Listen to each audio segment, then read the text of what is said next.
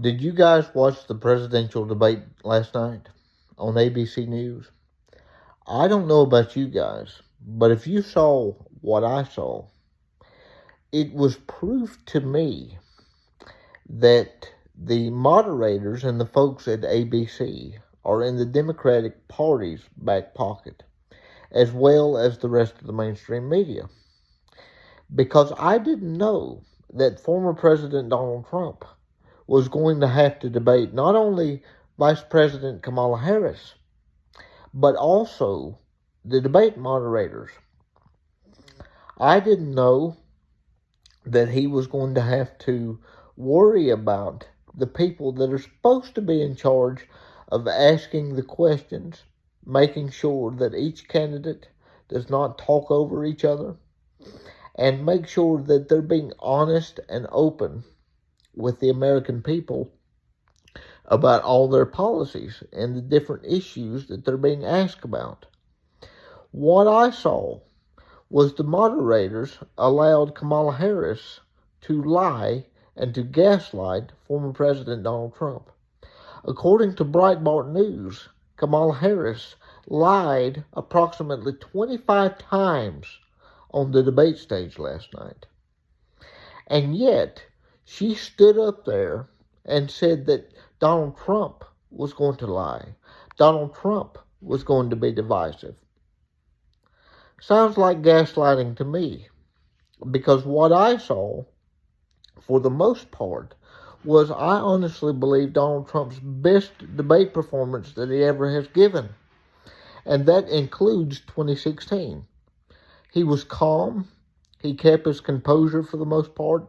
He did get caught in the weeds a little bit when it came to the question about his rallies, and I think that was intentional. She was trying to get him off track.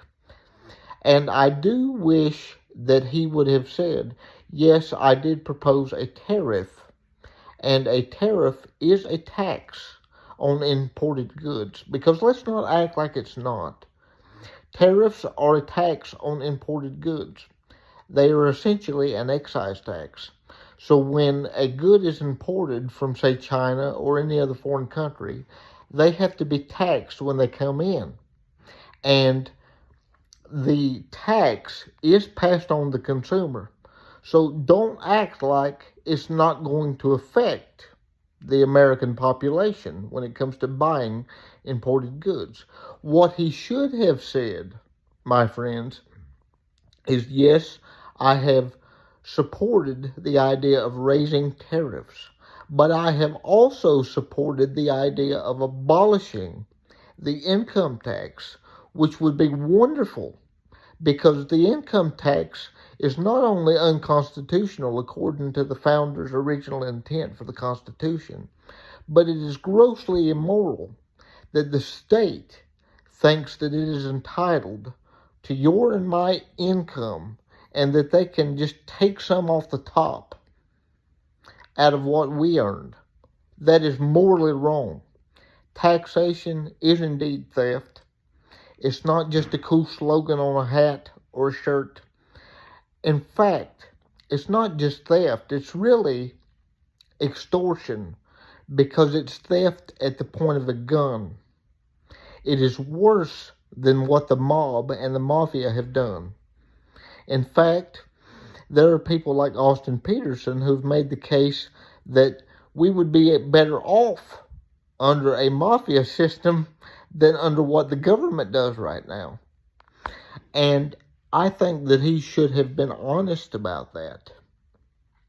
But other than that, and other than getting caught in the weeds a few times, which I think was done intentionally, I think President Donald Trump did a wonderful job during the debate. But Kamala Harris lied about fracking. She lied about trying to confiscate your guns. She lied about abortion, trying to say that Donald Trump would support a national abortion ban, which he has repeatedly said he would not. He said, even to the critics of his administration, that it belongs in the states. That's why he wanted to overturn Roe v. Wade. That's why he appointed pro-life justices.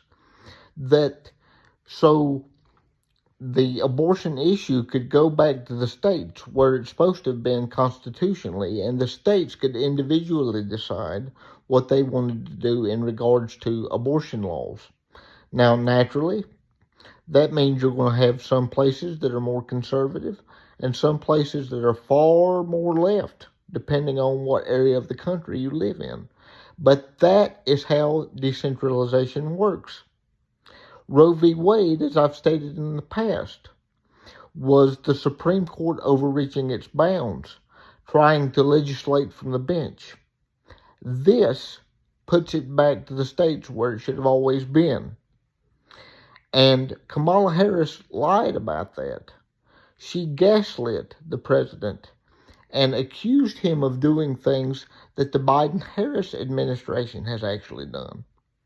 I want to ask you, are you better off now than you were 4 years ago? Are you better off knowing that we could have a president who advocated for signing executive action to confiscate your guns and do a mandatory buyback program, Australia style? Take a look at these things.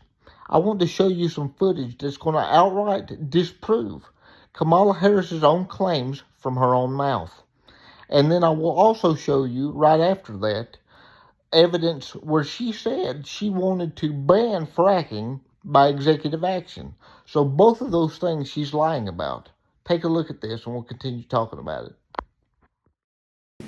Gun violence has terrorized and traumatized so many of our communities in this country. And let us be clear, it does not have to be this way, as our friends in Australia have demonstrated. I'll tell you, when elected president, if the United States Congress continues to fail to have the courage to do something about this, I'm prepared to take executive action and put in place a ban on the importation of assault weapons into our country. But we still have to deal with the over 2 million assault weapons that are currently in the streets of America. Let us finally pass an assault weapons ban and universal background checks and red flag laws. Because we are clear on that point, it is a false choice to say you're either in favor of the Second Amendment or you want to take everyone's guns away. I'm in favor of the Second Amendment, and I know we need reasonable gun safety laws in our country. I'm in favor of banning fracking. So there you have it, my friends. And as I told you last week when it came to the topic of the First Amendment and trying to regulate private companies for hate speech, which would essentially outlaw your First Amendment rights, when someone threatens to take away your guns, you ought to take them at their word. This woman should not be allowed anywhere near the executive mansion. This woman seeks to use executive authority way past the limits of what the Constitution prescribes. Congress has no ability to pass laws to take away their gun rights. And yet, here we are because we've slept on it. We have allowed them to infringe upon our rights, and now it doesn't even matter. We're just going to let one single solitary executive bypass Congress and trample on one of our most sacred foundational rights, the right to self-defense. If this is who we are, and I know it's not, then our founding fathers would roll over in their graves. Our founding fathers were willing to die for freedom. Our founding fathers started a war over a less than 3% tax on tea and stamps. And this is where we're at. George Washington and Thomas Jefferson would roll over in their graves if they knew we were actually having a debate about this right now. I'm going to be honest with you. This woman does not deserve to occupy the executive mansion. And sure, Donald Trump has issues when it comes to the Second Amendment. He's not the most pro-Second Amendment person there is. I have issues with that. But this is tyrannical. And this should be enough to alarm you. Because need I remind you, my friends, when the British were coming for the guns at Lexington and Concord, that is what officially started the fighting. Now, I'm not advocating for fighting, but I believe that our founders gave us the tools to be able to solve our issues without violence. But mark my words, if they come for the guns, there may be bloodshed. So we must not allow this. I shudder at the thought of bloodshed. I don't want to see it. I want to see our republic preserved. But these are threats that she has made on stage at speeches across the country, and then she turns around and lies about it. By the way, the fracking that she claims she would not ban, but actually would, was estimated that according to the Texas Institute, I believe, of Natural Gas, in 2020, that it would cost average Americans an extra $5,040 when it comes to energy costs. That's astronomical to the average American. This stuff must not be allowed to fly. But I think that Donald Trump did a very good job, for the most part, of trying to stick to the issues. And he did a very good job of keeping his composure, with the one exception being when she tried to make insinuations about the size of his rallies. I think she tried to get at his ego a bit there. But I think it didn't go out of hand the way she planned it to. It could have, but it didn't go off the rails the way she planned it. But that's one of the biggest areas where I have issues with how Trump performed last night.